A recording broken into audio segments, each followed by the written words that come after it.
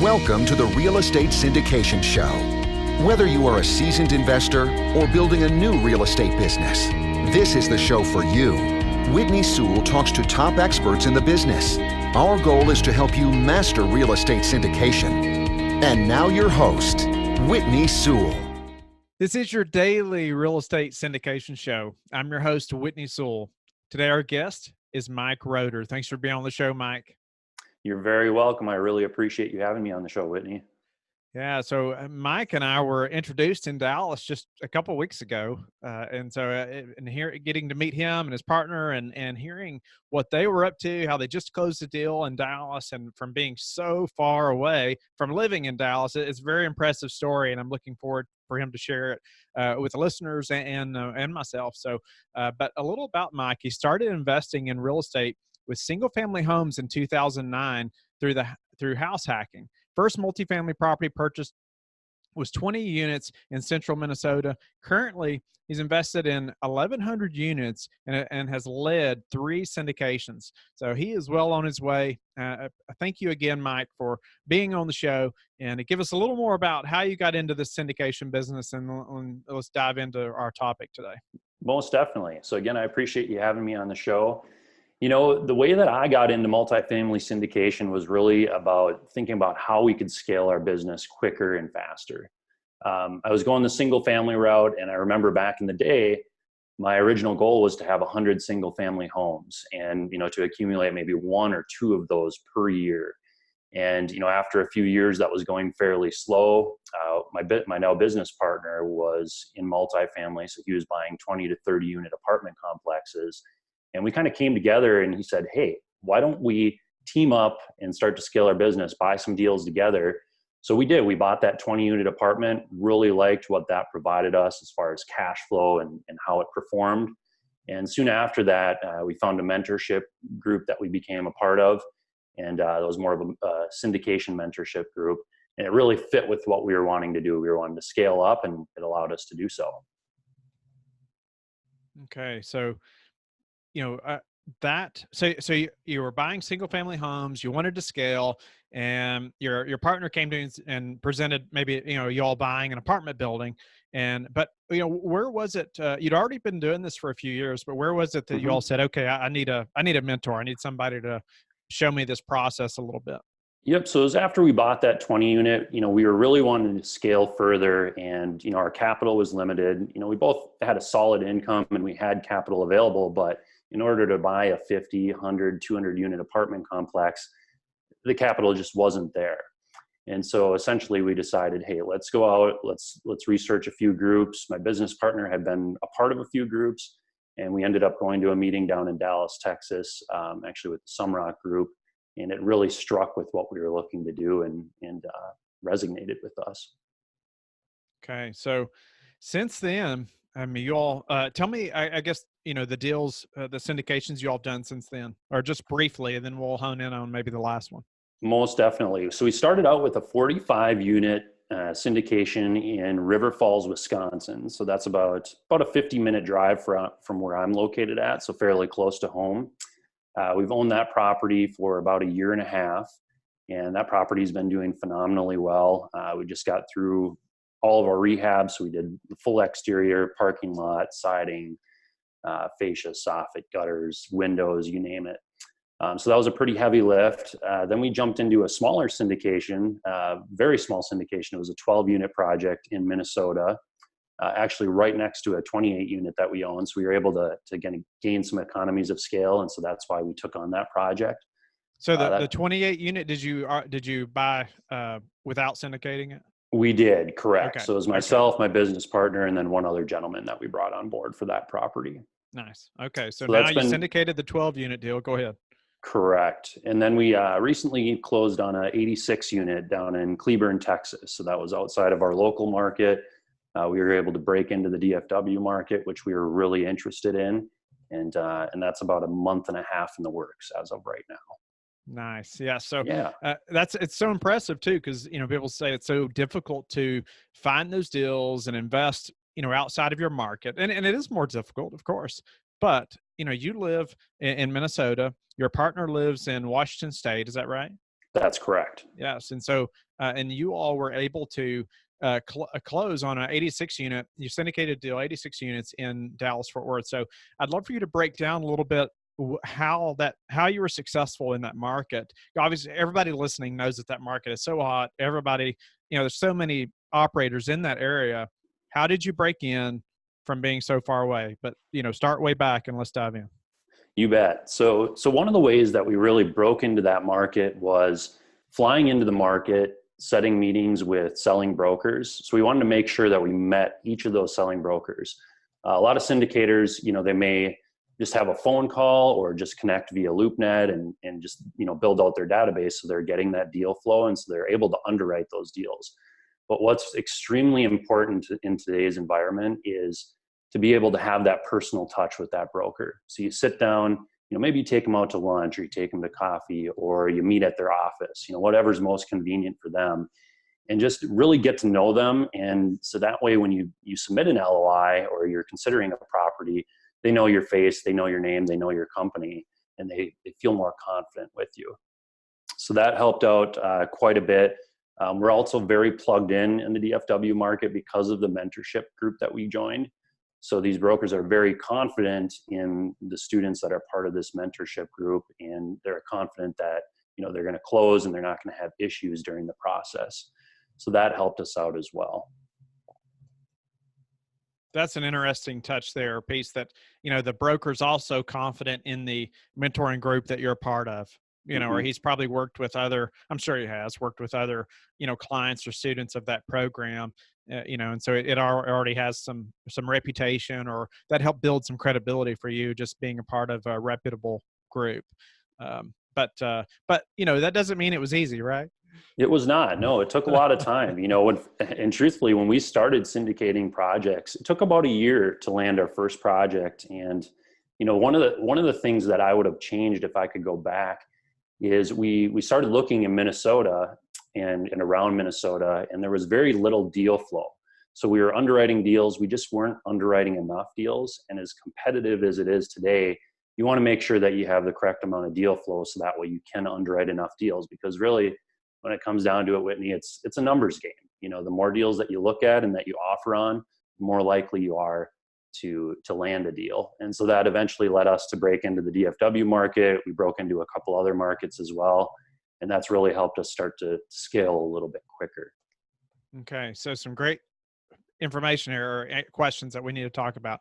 So, tell me though, how many times were you flying down there before you landed the first deal in Dallas Fort Worth? We'd fly down there approximately once a month for the last 2 years. So it was pretty consistent.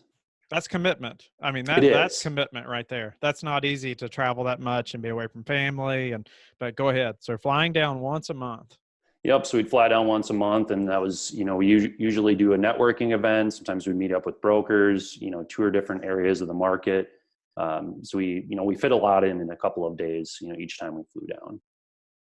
Nice. Yeah. Tell me, was that trip always planned, like, let's say the third weekend of every month, or, how did you all go about planning that? And was it always you and your partner traveling at the same time?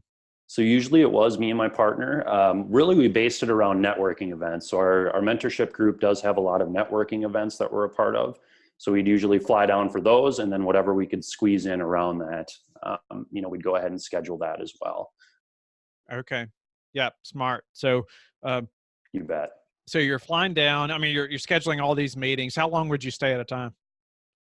Usually 2 to 3 days would be the goal. Okay. And is this while you and your partner are working full time? So we both have very flexible positions. My business partner is a professional snowboarder, so he has a good chunk of the year off. And then I have a flexible consulting position as well in the insurance field. So very flexible as well, but we both do work as well. Nice. So, I'd like for you to elaborate on, how you continue to grow the broker relationships, and then we'll also get into how you increase your deal flow. And so, being from you talked about a little bit, you're that far away, but you're taking them out to coffee, you're having those meetings, but anything else that maybe you did to increase that relationship or to meet more, active brokers in specific markets? Yep. So another thing that we have done before, say you don't have a outstanding relationship with a broker. However, you've maybe closed on another deal in another market with, let's say CBRE lists a property in Dallas, Texas, and we don't have a great relationship with them, but we've closed a deal in Minnesota with CBRE. One thing we'll do is we'll have that broker from up in Minnesota call to the broker in Dallas, Texas, and just discuss how their relationship is with us, how we've done on previous deals, whether we performed or not. And that can really, really help give them confidence in your ability to close. That's awesome. So having one broker that you've worked with introduce you to another broker in the same firm. So yeah, that because they're going to ask and talk and communicate about you. So that's great advice. And how else are you increasing deal flow? I would say our main sources of deal flow would be selling brokers. So we're always looking to meet more selling brokers, and then also property management companies. So once you have a relationship with a property management company and they're managing a deal for you, you tend to get some deal flow that way as well. And so that's been a good source for us as well. We have tried in the past calling campaigns. So we had a couple of younger gentlemen making calls for us off of a CoStar list and essentially, contacting off-market properties. That we tried for, about 6 months or so, and we didn't have too much luck with that. And I think really when you're looking at the multifamily space, specifically 100 plus units, a lot of those properties are going to be listed. So what we kind of found out was, let's focus on what we're good at, and that's building relationships, with selling brokers, and then also, networking with passive investors and being able to raise that capital, and then leave the rest up to the selling brokers. They're professionals at that. They're very good at drumming up properties, and as long as you have a good relationship with them, you should be able to land deals. So you hired a couple people to make those initial calls for you? We did, correct. And tell me about that process a little bit. You said it didn't maybe work as well as you had hoped, but kind of walk me through that a little bit. Yep. So we basically got a list from CoStar with names and numbers of, properties 60 units plus in several different markets. And we handed these lists over to, a couple gentlemen that were eager and willing to jump into the multifamily space and learn from us. And so they would make, multiple calls per day, usually a couple hours a day or so. And just contact, off-market properties saying, hey, we're Granite Towers Equity Group. We're looking to buy in this area. Would you be willing to accept an offer from us, or at least take a look at what we'd be offering on your property? So it's a pretty simple conversation, pretty simple concept. And I think, for some people, it could definitely work. Yeah. So what was the, majority response? So truthfully, a lot of people did not answer, or you'd get a hold of a property management company. And, they'd say, yeah, we'll relay your information on to the owner, and then you wouldn't get a call back. We did have a few properties or a few owners that got us their financials over, and so that we took a look at and we offered on. But a lot of non-response, just because, most of those names and numbers are going to go to property management companies. And, sometimes it's tough to get through that gatekeeper. Yeah. Okay. So you've decided now though that maybe that's not the best way to move forward? Correct. So you're focusing now on what? Specifically listed properties is usually what we're focusing on. And when you're in big enough markets that have the deal flow that you need, you can certainly do that. So when we were up in Minnesota, that was one of the reasons why we did the calling campaign, because there wasn't enough deal flow. Now that we're down in the DFW market, there's obviously a lot of apartment complexes being listed down there. So that really helps us out and allows us to underwrite enough deals. Okay. And very competitive down there, no doubt about it, right? It is very competitive. And, up in Minnesota, it's very competitive up here as well. I mean, I feel like most markets, at this stage in the game are extremely competitive. So how are you standing out in Dallas-Fort Worth when you're so far away? I would say there's a few different things. So, first off, that relationship with the broker is just instrumental. You need to have a good relationship with them. They need to know you. The second item would be your resume. For any new syndicators out there, I would try to build up a strong resume as soon as possible. And if you don't have a resume, consider partnering with someone. Consider partnering with someone that has, 5-10 deals under their belt. or even a few deals, and they're passively invested in others, so that way you can show, hey, we have properties in this market that we've syndicated together, and give yourself a little bit more credibility. So I would say those would be the main two items. And then also be present. So, when a property goes live with a broker, make sure you get down to that market if you're very interested and the numbers look good. Tour the property with the broker. If you're not going to tour the property, it's going to be very hard to land that deal. So make sure you tour it and you talk to the broker a few times over the phone, and just, make sure that they know you're very interested and that you really want this deal. So this last deal that you all closed on down there, tell me a little about the deal and what the plan is moving forward. You bet. So it's a 86 unit property located in Cleburne, Texas. So it's a little bit south of Fort Worth, and tertiary market, a lot of growth in that market, a lot of demand. So we really liked the market when we first saw the deal. The plan on that one is to upgrade the remaining interior units. So there's, about 60 to 70% of the interior units are not fully upgraded. So we'll finish off the upgrades there. We're also installing fenced in backyards in 48 of the units. So that'll allow us to take advantage of a little bit of a rent bump there. We're relocating the office. So right now the office is in a 2-bedroom, 1.5 bathroom townhome unit. And so we were able to convert the laundry room, basically split the laundry room in half, create half of that as the office and then half as the laundry. It'll be a really nice space when we're done with it. And that'll allow us to rent out that townhome unit instead of, having that, not produce any income. Nice. So then what's the hold period? What was the projected returns and some of that? You bet. So the hold period, we usually look to hold around 5 years. Typically I'd say anywhere from 3 to 7 years, but 5 years is the typical hold.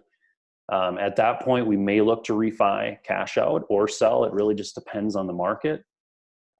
Projected returns, we were at a little bit north of 70% over 5 years, so about a 14% internal rate of return. And then our cash on cash was a little bit higher than 10%. So anyone that doesn't understand that, that's the cash flow that's coming back to you annually, would be about 10%. Nice. Yeah. Okay. So, you're also working with contractors while you're from so far away, right? So, correct. Tell us a little bit about, how you're doing that and how you're being successful at working with them while being many, many states away. You bet. So you want to make sure, if possible, to have boots on the ground. And that's something that we brought on. We brought on another business partner that's local in the DFW market for this property. And that allows us to have eyes on the property, as much as we want, weekly or bi-weekly. And that helps make sure that contractor is doing, the correct upgrades and that they're on time and precise with, what they're doing. So that's been very helpful. You also want to make sure that you have the proper contracts in place. So when we did one of our first syndications, we kind of did a handshake deal with a contractor. We're friends with him, we trusted him, and it turned out that we had some issues with that contractor, with the process. And that really boiled down to not having the contract in place, not having strict timelines that these projects were going to be done by. And that really led us to learning that, hey, these contracts are very instrumental in getting the project done and getting it done on the right time. So, anything that I want to go back to the partner that you partnered with and why that's so important, but then also, anything that you put in your contracts that we need to know about, maybe we should be thinking about going forward that we haven't discussed. I would say be as concise as possible. Make sure that you have every detail outlined, and then also, make sure that you have a strict timeline. And with these contractors, obviously, weather can play a big part on whether they can get the project done or not. Specifically up in Minnesota and Wisconsin, we have some pretty harsh weather up here in the winter. So make sure you take that into consideration. That you have a little bit of a buffer for bad weather. But, I would say those would be the main two pieces. We don't normally expect bad weather, do we? Exactly. Yeah. And being as concise, and you mentioned like all the details, any other details that we haven't mentioned, like the strict timelines, buffers for bad weather, anything else that maybe, that you learned through this process that you need to add? I think outlining what type of materials you're going to be using, what colors for the materials. You just want to go into great detail so that way you don't come up with any surprises.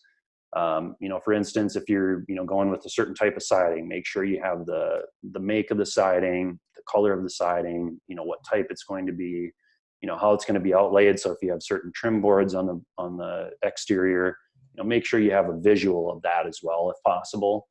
If your contractor can draw up a design instead of just telling you, that's going to be extremely helpful, when it comes to the finished product. I would say, I mean, that's a very valuable piece of information right there. I'm glad we got to that. Just, not just like the material list, but what type, I mean, you even said the siding. So what type of siding? Because there's lots of different types of siding. There is, exactly. And even when you're talking vinyl or, hardy plank, I mean, there's still a ton of different types of those sidings. So, right. So before we get to run out of time, I'd like for you to elaborate too on, you found a partner that's boots on the ground. How did you do that? And, how did that help you in landing this deal? Correct. So we found her, we had a relationship with her through that mentorship group that we're a part of. So, we had build trust, we got to know each other a bit. And so that really helped give us confidence that she would be a good partner on this deal. And, she came to us saying, hey, I'd be interested in co-sponsoring, with your team and coming in on this project. And it really fit with what we were looking to do. So it ended up being a great relationship. And we've been very excited and very, very thrilled about it. Great. And what was that person's role, during this process and finding this deal and then, and getting it closed? Yep. So as far as finding the deal, Dan and I, my main business partner, we were the ones that had underwrote the deals, flown down to the markets, took a look at them, toured the comps and everything. We really brought that third partner on after we found the deal and we got the deal under contract. And her position now is to be basically boots on the ground. So to be involved in going to take a look at the property. She's involved on our weekly calls with our management company, drumming up ideas. So all three of us really work as a force together. There's not necessarily one job that one of us does. We all just make sure that we're trying to drum up ideas and implement our business plan correctly. All right, Mike. So a few questions before we run out of time. You bet. What's been the hardest part of the syndication journey for you? I think the hardest part of the syndication journey would be finding a deal and staying motivated. You can offer on a lot of properties and not see any results. So you just want to make sure that you have someone there pushing you. And that's really instrumental with me, is having a business partner that's motivated. So that way we can really motivate each other throughout the process. When we lose out on a few deals in a row that we really thought we were going to get, we can motivate each other and say, hey, we're going to get the next one. Let's keep going.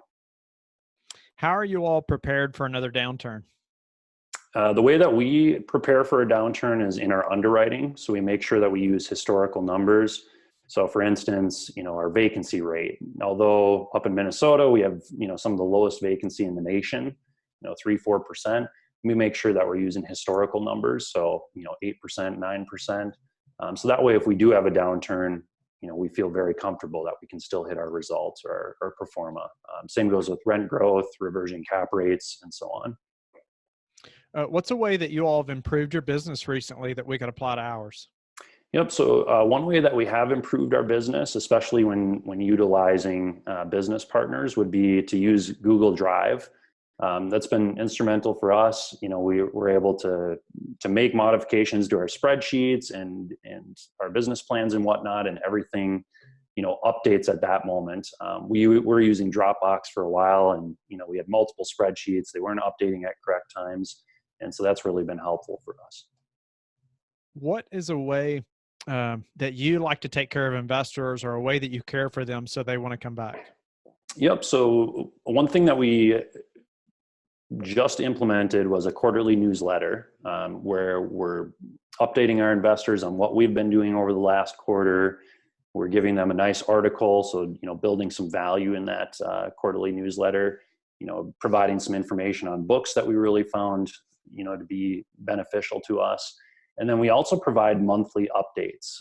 So, passive investors, they really like to be updated on the properties that they're invested in.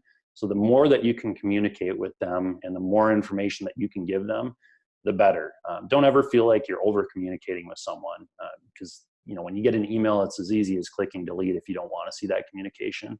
So make sure to be open, and be regular on your communication with your investors.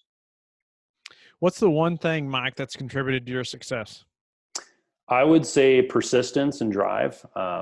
Just in the multifamily space, you have to be persistent. You have to keep going. Really, there's a couple different groups that jump into multifamily right off the bat. There's, the groups that go hard at first and they lose out on a few deals and they get discouraged and they drop out. And then there's the groups that keep going and they go and they go and they go, and they're going to land project after project if they keep that mental attitude up.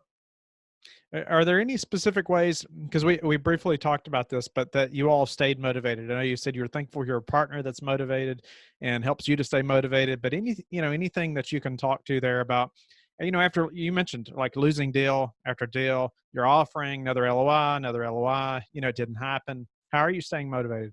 Yep. So we have two ways for myself. First off, my family, we want to build financial freedom and have that flexibility in the future. So that really motivates me. I have two girls, a 7-year-old and a 3-year-old, and my wife. So they keep me motivated. And then the second thing that's really motivated, me and my business partner, is we recently partnered up with a nonprofit in Minnesota. It's called the Sheridan Story. And it's a group of individuals that provide nutritional supplements for kids after school on the weekends and the evenings when they don't have access to food. And so we're donating a certain portion of our profits to that nonprofit. And so for us to know that every deal that we do and the more successful that we are, that's going to provide to hungry children, that really keeps us motivated day in and day out. Love that. That's awesome. Yeah. And so I was going to ask how you like to give back, but maybe that's it, but I'll let you share. Yep, that's exactly how. So, both Dan and I have young children, and it just kills us to think that kids are out there going to bed hungry or not getting fed on the weekends. And so that's something that we implemented into our business right off the bat.